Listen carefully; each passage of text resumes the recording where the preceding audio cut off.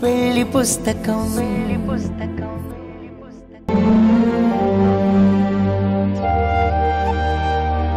ఇది చూడండి.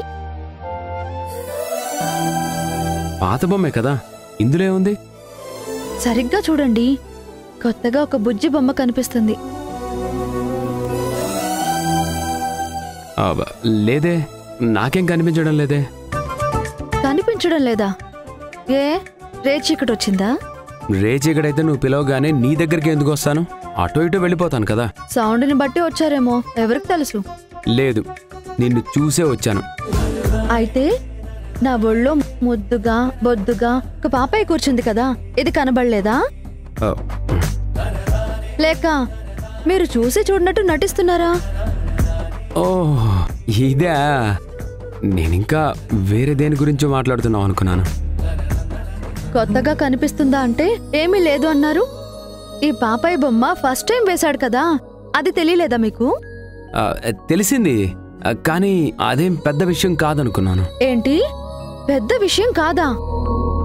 సిద్ధు చేసిన గొడవ, మొక్కిన మొక్కు అవన్నీ మర్చిపోయారా మీరు? ఇంట్లో మీ అత్తలిద్దరూ చేస్తున్న హడావిడి మీకు గుర్తులేదా? గుర్తుంది. అయితే ఎక్కడికి వెళ్లాలో ఫైనల్ చేశారా? డేట్స్ కన్ఫర్మ్ చేశారా? టికెట్స్ బుక్ చేశారా? ఇంకా లేదు సాక్షి, ఆఫీస్ వర్క్ చూసుకొని చేస్తానని చెప్పాను కదా.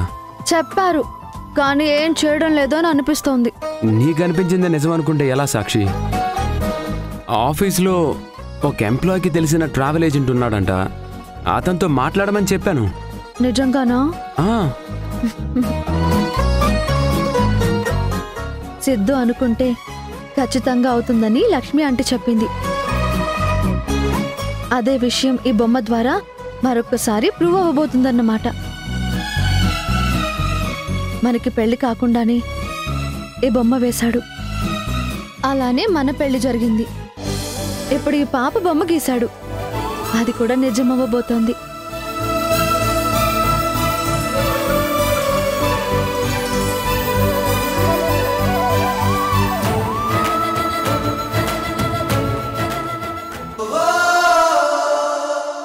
మనసులో మాటను చెప్పలేకపోవడం వల్ల అబద్ధాలతో కవర్ చేయాల్సి వస్తుంది.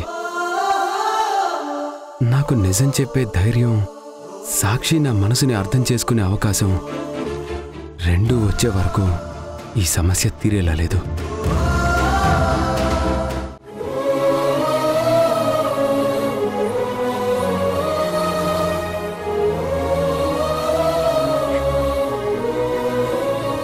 అమ్మకి ఒక పని చెప్పడం పాపం అయిపోయింది.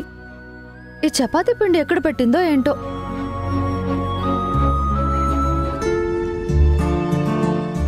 పైన ఉన్న డబ్బా అనుకుంటా, అంత ఎత్తులో పెడితే ఎలా తీసుకోవాలో ఏంటో.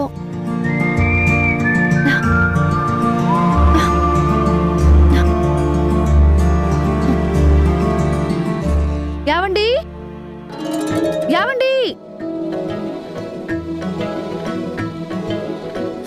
యావండి, మళ్ళీ ఏమైంది? సిద్ధు కిచెన్లో కూడా బొమ్మలు వేశాడా? అంత వెటకారం అవసరం లేదు. చపాతీ పిండి డబ్బా పైనుంది, కాస్త అందుకోండి.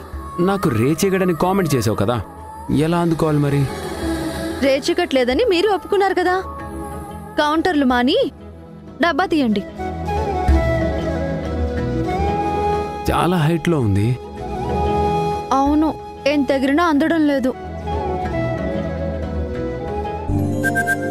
ఐడియా. ఓ, మీకు కూడా అదే ఐడియా వచ్చిందా? ఏంటి, నీకు కూడా అలానే అనిపించిందా? అవునండి, కానీ చెబితే మీరేమనుకుంటారో అని సిగ్గుపడి ఆగిపోయాను. ఇందులో సిగ్గుపడ్డానికి ఏముంది? నువ్వు ఇక్కడే ఉండు, వస్తా. ఎక్కడికి? చైర్ తీసుకొస్తాను, అది ఎక్కితే ఈజీగా అందుతుంది. ఇదేనా మీకు వచ్చిన ఐడియా? అవును. మరి నీ ఐడియా ఏంటి? ఇంకా నన్ను ఎత్తుకుంటారేమో అనుకున్నాను. ఏం లేదులే, మీరు వెళ్ళి చైర్ తెచ్చుకోండి. దేవుడా, వస్తున్నారా? వస్తున్నా.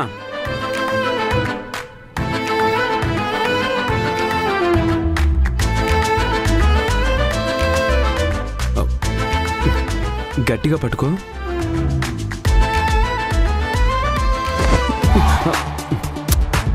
ఎందుకు అలా చేస్తున్నావు? నేనేమైనా ఇలా ఊపుతున్నానా? గట్టిగానే పట్టుకున్నాను కదా, ప్రత్యేకించి చెప్పడం ఎందుకో?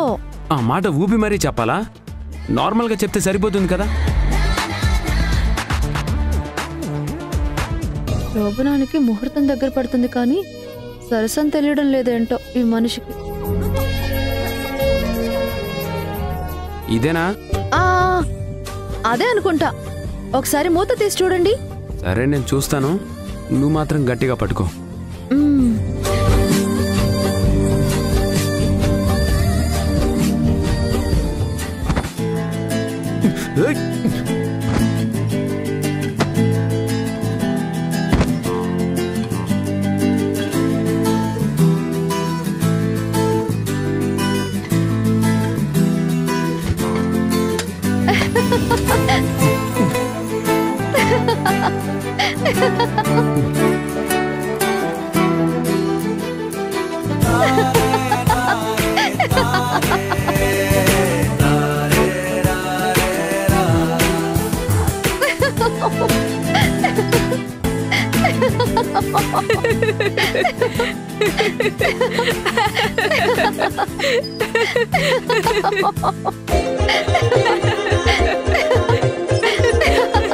పప్పా, నువ్వేంటి హర్రర్ మూవీలో దెయ్యంలాగా ఇంత వైట్ గా అయిపోయావు?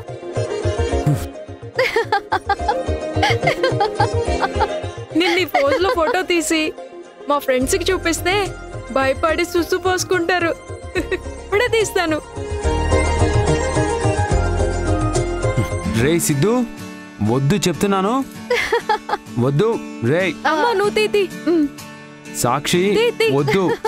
వద్దంటున్నాను, వద్దు.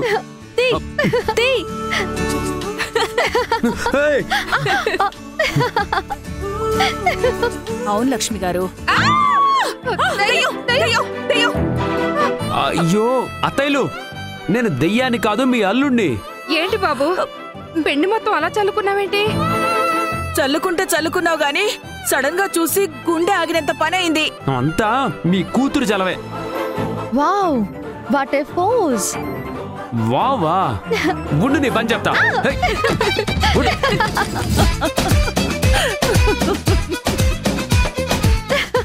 సాక్షి, వద్దు, డిలీట్ చేసే.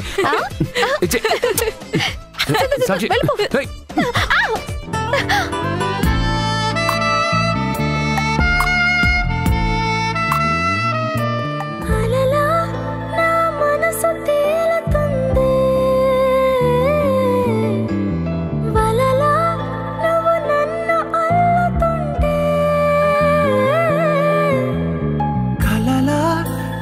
జారిపోకముందే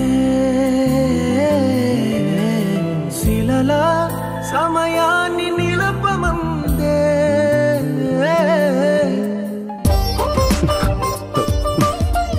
సారీ. మనకి పెళ్ళయింది, ముట్టుకున్న ప్రతిసారి సారీ చెప్పాల్సిన అవసరం లేదు. ఇలా అయితే శోభనం రాత్రి మొత్తం సారీలతోనే తెల్లారిపోతుందేమో.